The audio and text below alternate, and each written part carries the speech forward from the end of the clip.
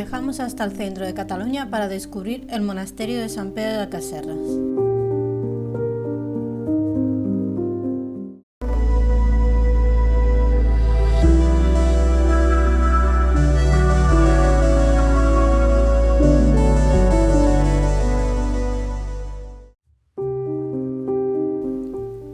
El monasterio benedictino de Sant Pere de Casserres está situado en la comarca de Osona.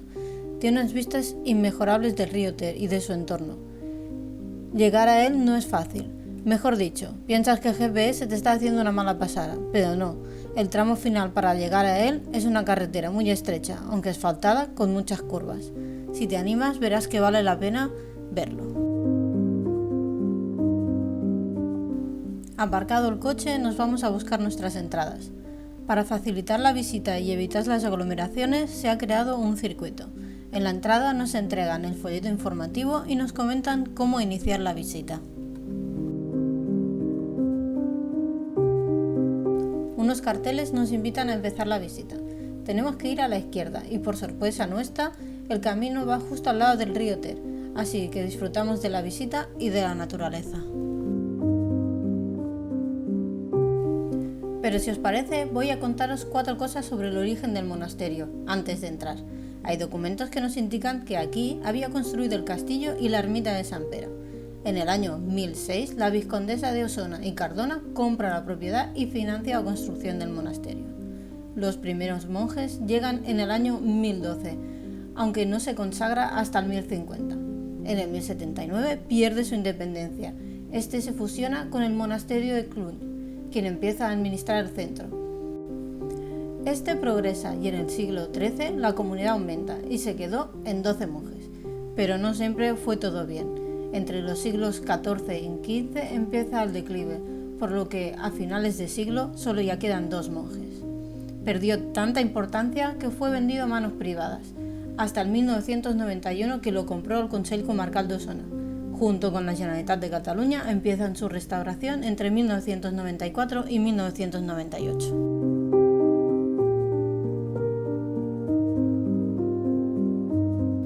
Si os parece, vamos a pasear por dentro del monasterio. Pasada la entrada, encontraremos la bodega. Es construida a finales del siglo XI.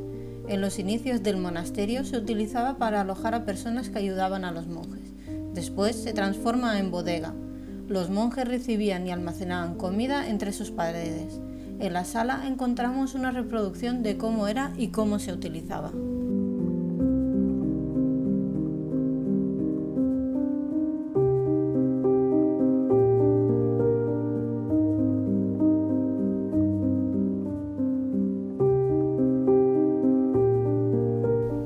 El claustro es el centro del monasterio. A su alrededor se administran todas las salas que lo componen.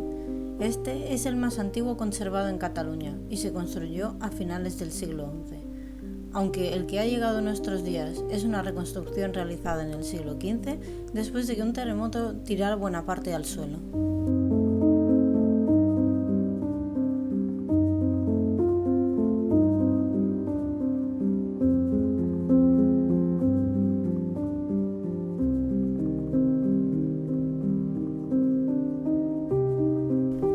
La cocina es construida en el siglo XI, ha tenido diferentes usos y formas.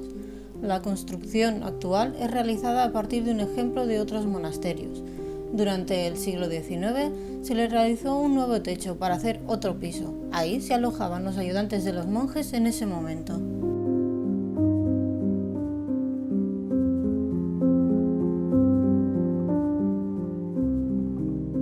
Esta sala estaba comunicada con el refectorio. En el fondo, si os fijáis, se puede ver los agujeros que se hicieron para colocar el otro techo, en su momento, igual que la cocina. Era la zona donde se comía.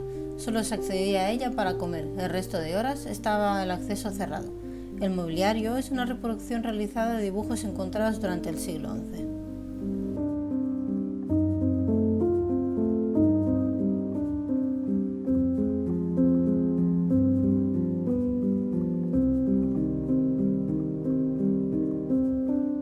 Se construyó en el siglo XI. Es una gran sala que se compartimenta según las necesidades de ese momento.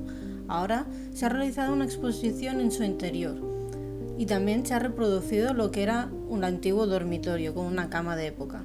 Aparte de este dormitorio encontramos el escritorio, al otro lado de la pared.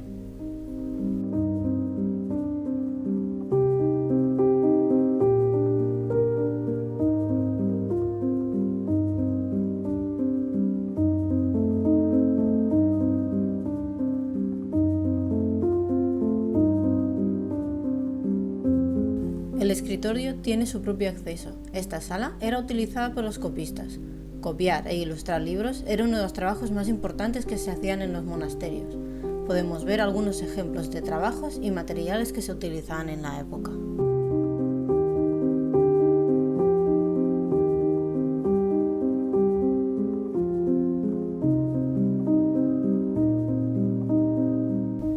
Antes, al entrar, nos hemos ido a la bodega, pero esta pequeña cámara nos da entrada a 2 sitios más. En el mismo piso, a la iglesia. Cogiendo las escaleras, nos vamos a la cámara prioral.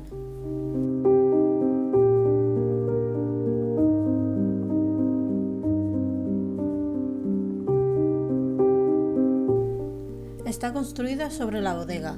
Lo que podemos visitar hoy es una ampliación realizada en el siglo XV. Es donde se estaban el prior o el abad cuando se alojaban en el monasterio. Estos no se mezclaban con los monjes. Tiene su propia terraza privada donde pueden ver tanto la entrada al recinto como la entrada a la iglesia.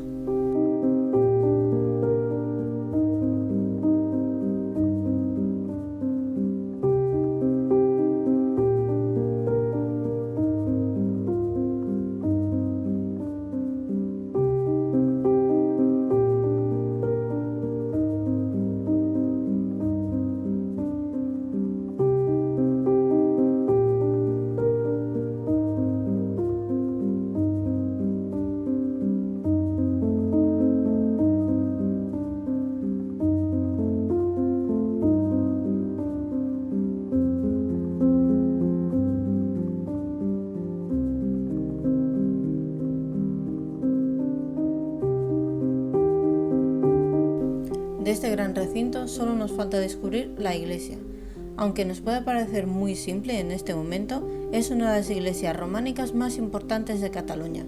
Esta grandiosa basílica tiene unos 24 metros de largo y unos 9 de ancho. Su altura máxima es de 18 metros. No queda rastro de sus pinturas, pero en la sala podemos ver una maqueta de cómo estaba decorada en sus orígenes. Esta es consagrada en el año 1050. Tiene 2 puertas, la que le da acceso desde el monasterio y una en la fachada principal.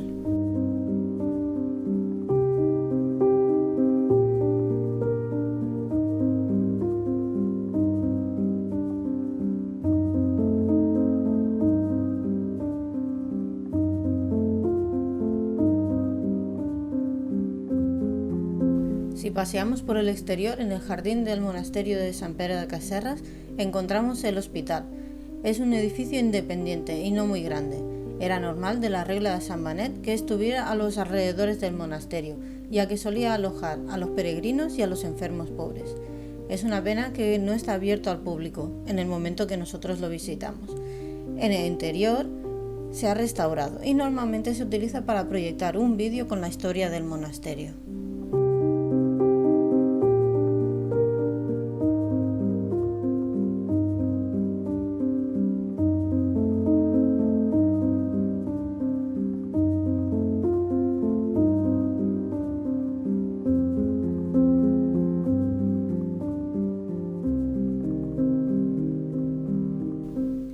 Esta parte no está en el mapa, pero seguimos las señales que nos llevarán a la parte de atrás. Ahí encontraremos unas antiguas tumbas realizadas en la piedra.